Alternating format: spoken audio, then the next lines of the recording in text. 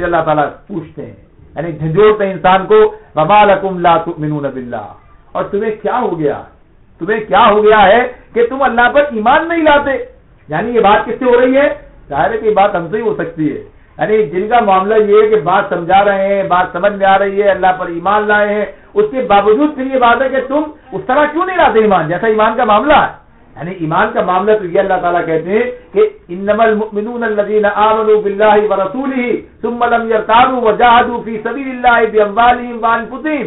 اللہ تعالیٰ تو کہتے ہیں نا کہ جو اللہ پر ایمان لائے اور پھر اس میں شک نہ کرے اور اللہ کے راستے مال اور جان سے جہاد کرے، صرف وہی مومن ہے. انما المؤمنون، صرف وہی لوگ مومن ہیں. اللہ تعالیٰ یہ بات ان کے لیے کہتے ہیں. تو اس اعتبار سے ایک بات کہی جا رہی ہے، تمہیں کیا ہو گیا ہے، تم کیوں اللہ پر ایمان نہیں لاتے؟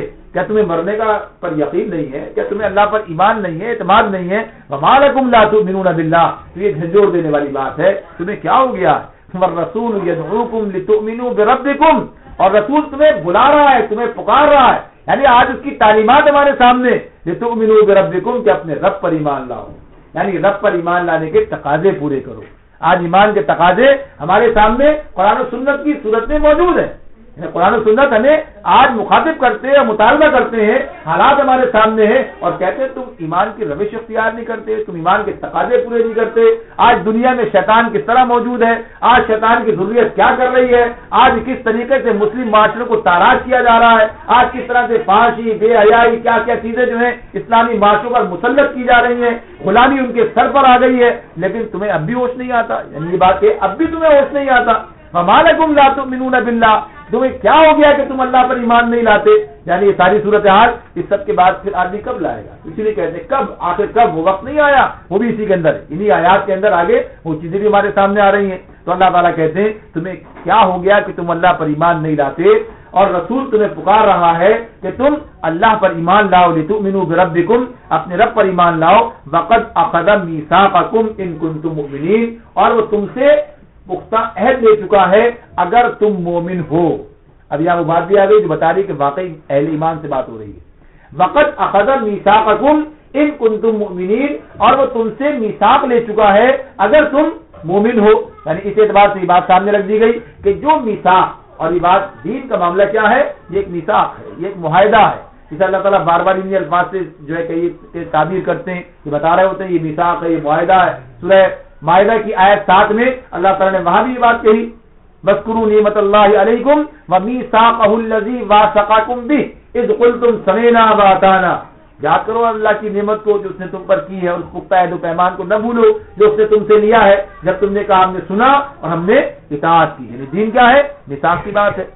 پھر نبی اکرم صلی اللہ علیہ وسلم جب صحابہ سے اس طرح بیعت لیا کرتے تھے تو اس میں یہ بات ہمارے سامنے آتی ہے. وہ الفاظ میں کہ آپ نے لوگوں سے جو روایت ہوئی کہ نبی اکرم صلی اللہ علیہ وسلم نے ہم سے یہ بیعت لی کہ ہم چستی اور سستی، نشاط اور کسل، یعنی دونوں الفاظ استعمال کیے، دونوں کے اندر اطاعت پر، سمع و اطاعت جو ہے اس کو ہاتھ سے نہیں چھوڑیں گے.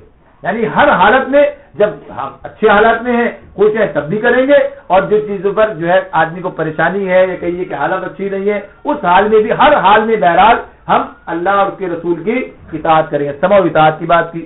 پھر اگلی بات یہ کہی کہ ہم انفاق کریں گے چاہے عسر ہو یا یسر، خوشحالی میں بھی کریں گے اور تنگستی میں بھی اللہ کے راستے میں خرچ کریں گے. جب بہت کچھ تب کریں، ایسا واقعی ایسے حالات میں نہیں، ہر حال میں خرچ کرنے کی بات ہے.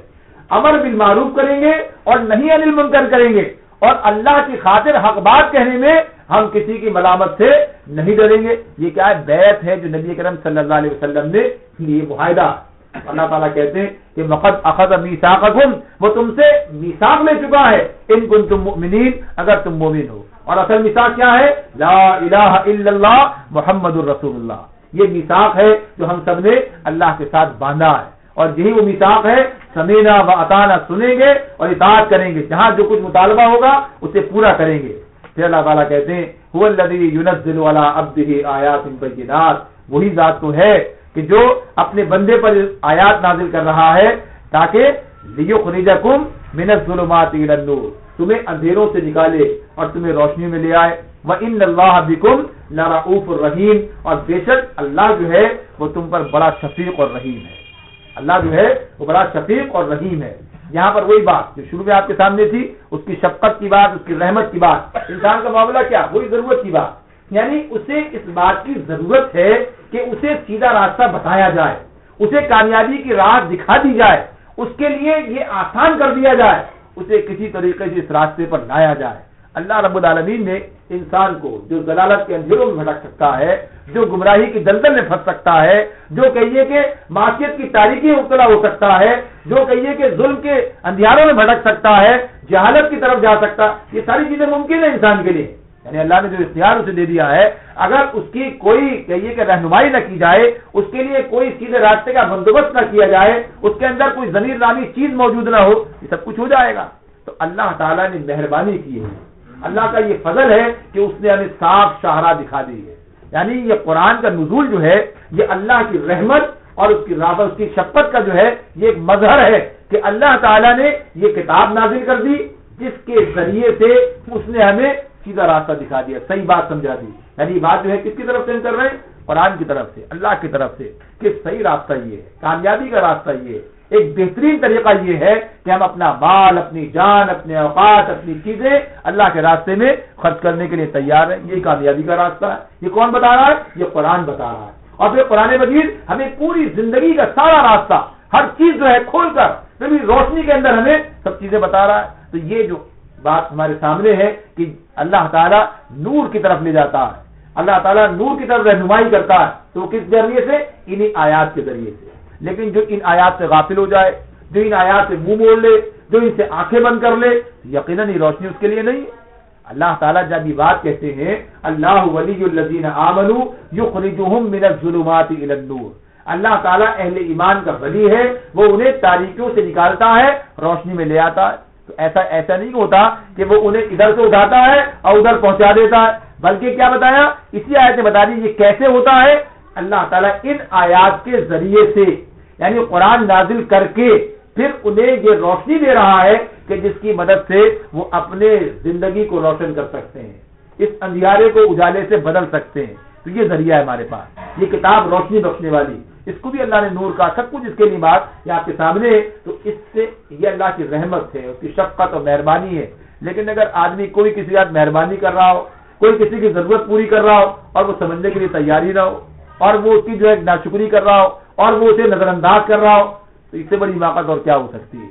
یعنی آج اس مسلم معاشرے کے اندر قرآن کے ساتھ جو بے رغبتی ہے، بے تعلقی ہے، اور اس کے ساتھ کہیے کہ جو ناانصافی ہے اور ظلم ہے، وہ سب کے سامنے، تو کم سے کم وہ لوگ جنہیں اللہ نے اس کا شعور دیا ہے وہ تو اسے اپنا مرکز بنا لیں، وہ تو اس کے لیے اپنا وقت اس پر لگائیں اور اس کے لیے کوشاں رہیں۔ تو اللہ تعالیٰ کہتے ہیں کہ اللہ نے اس کی رحمت اور شفقت ہے یہ تم پر نازل کیا۔ پھر کہا وما لکم الا تنفقوا فی سبیل اللہ، اور تمہیں کیا ہو گیا کہ تم اللہ کے راستے میں خرچ نہیں کرتے۔ یعنی آپ دیکھیں ایک دفعہ، دو دفعہ، تیسری مرتبہ بات آ رہی ہمارے سامنے، پہلے کہتے ہیں ایمان لاؤ اور خرچ کرو، یہ ملے گا، اجر کبیر ہوگا، پھر اس کے بعد کہتے ہیں اللہ تعالیٰ پھر ہم نے تمہیں صرف جو ہے خلیفہ بنایا ہے، ہماری چیز ہے، خرچ کرو۔ پھر اس کے بعد کہتے ہیں تمہیں کیا ہو گیا، تمہیں کیا ہو گیا ہے کہ تم اللہ کے راستے میں خرچ نہیں کرتے۔ وَلِلَّهِ مِيرَاثُ السَّمَاوَاتِ وَالْأَرْضِ، یہاں کیا کہا، ایک اور دلیل سامنے رکھ دی، اسی بات کو ایک اور انداز سے سامنے رکھا کہ یہ زمین و آسمان کی میراث کس کے لیے ہے؟ اللہ ہی کے لیے۔ وراثت کیا ہوتی ہے، میراث کیا ہے؟ وراثت جو ہے ایک جبری چیز ہے، وراثت کیا ہے؟ جبری چیز ہے، آدمی کے بس میں نہیں ہے، یعنی لازمن منتقل ہو جاتی ہے، لازمن آدمی کے ہاتھ سے نکل کر بعد والے کے پاس چلی جاتی ہے، اب وہ جو بھی ہو، کیسی بھی صورت اس کی ہو، لیکن ہوتا یہی ہے کہ وراثت لازمن منتقل ہو جاتی ہے، فرد کے ہاتھ سے نکل کر بعد والوں کی طرف چلی جاتی ہے۔ تو بالآخر کیا ہوگا؟ بارے بار ان کے پاس، ان کے بعد ان کے پاس، اور بالآخر اللہ ہی کے پاس۔ یعنی آغاز پیدا بھی اس نے کیا، انسان کو دیا بھی اس نے، اور پھر جب انسان یہاں سے چلا جائے، سب ختم ہو جائے، تو پھر کون اس کے پاس رہ جائے گا؟ پھر اللہ ہی کے پاس ہے۔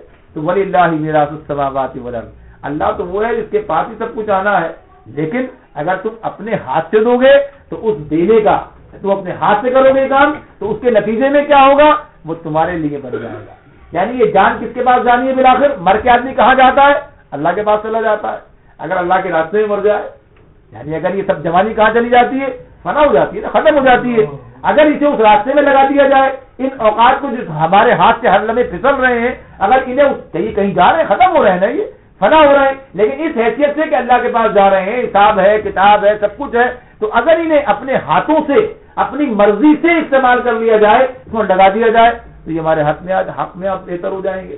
تو اس اعتبار سے کہ یہ بلاخر وہی جانا ہے، لیکن جو تم نے اپنے ہاتھ سے اور اپنے اختیار سے کر لیا وہ تمہارا ہے، جو اپنے ہاتھ سے اور اپنے اختیار سے کر لیا۔ تو اللہ تعالیٰ کہتے ہیں وَلِلَّهِ مِيرَاثُ السَّمَاوَاتِ وَالْأَرْضِ۔ اگر یہ بات سمجھ میں آتی ہے وَمَا لَكُمْ أَلَّا تُنْفِقُوا، پھر تمہیں کیا ہو گیا کہ پھر اللہ کے راستے میں کچھ نہیں کرتے؟ اگر اس پر یقین ہے، اطمینان ہے، اعتماد ہے، پھر کیا ہو گیا؟ وَمَا لَكُمْ أَلَّا تُنْفِقُوا، یہ آدمی کو جھنجھوڑ دیں وہی بات کہ تمہیں کیا ہو گیا۔ اللہ تعالیٰ ہم سے کہتے ہیں وَمَا لَكُمْ أَلَّا تُنْفِقُوا فِي سَبِيلِ اللَّهِ،